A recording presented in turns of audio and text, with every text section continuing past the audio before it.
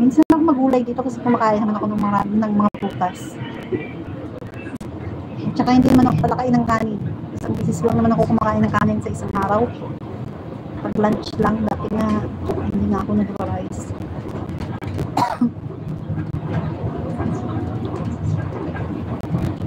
Kumakain naman ako ng mga fruits. Ay, wala na pala akong fruits doon. May orange yung natira doon. Kailangan akong bumili man. Ba't mahal man kasi yung banana dito. Baka magpa-deliver na lang ako kasama ng itlog.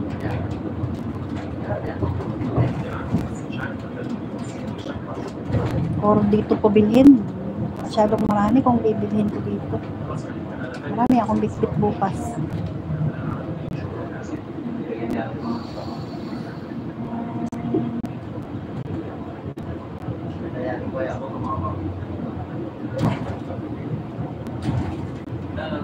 Nung nakaraan, nagtorta, fried talong ako. Yung talong, iprito ko lang. Tapos isaw-saw ko sa bagoong.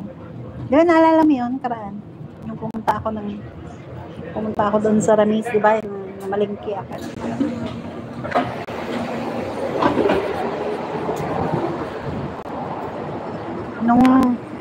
Nung namalingki ako, di ba? Dito na ako. Nung namalingki ako, tapos bumili ako ng talong tsaka okra. Yun, yung okra, in-steam ko lang, tapos sinawsaw ko doon sa boneless bagoong. O, masarap na. Healthy, di ba? Tapos yung talong, giprito ko lang.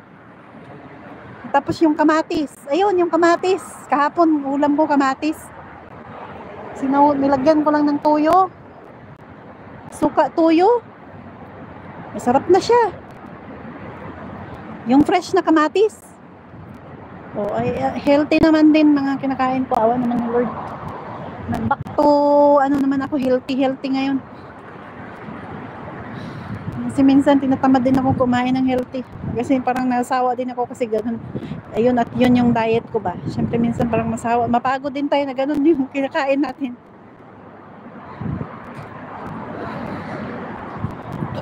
Thank you so much, Sis Scott.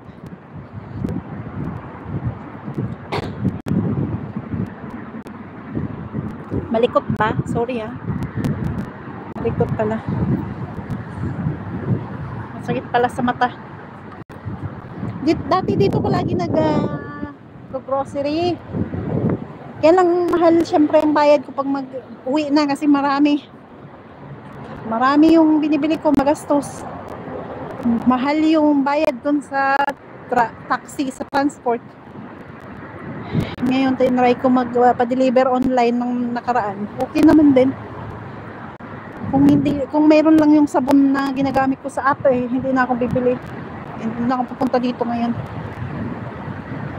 Ay, hinihintay nga pala ako ng mga kasama ko. Ay, yung mga friend, yung dalawa kong friend, kanina na iniwan ko. Magbalikan ko sila. Magpahilot daw yung friend ko na galing Saudi. Ayan. Actually, bawal na yan yung live dito. Simple lang ba tayo ba? Ipasimple ko lang itong live ko. Kaya bawal ito dito. Diretso lang sa Carrefour. Ay, magpunta muna pala ako sa Miniso. Magbili ako ng pagkilay. Wala kasi ako makita kanina doon sa Budaybia.